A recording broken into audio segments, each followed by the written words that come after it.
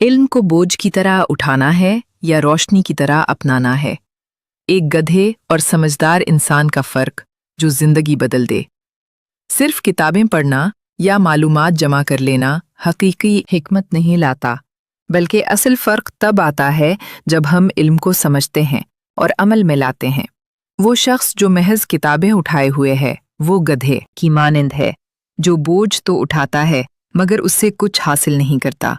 اصل عظمت اس شخص کی ہے جو اپنے علم کو اپنی سوچ اور کردار کا حصہ بناتا ہے، جو ہر لفظ سے سیکھتا ہے، غور و فکر کرتا ہے اور اسے اپنی زندگی میں لاگو کرتا ہے۔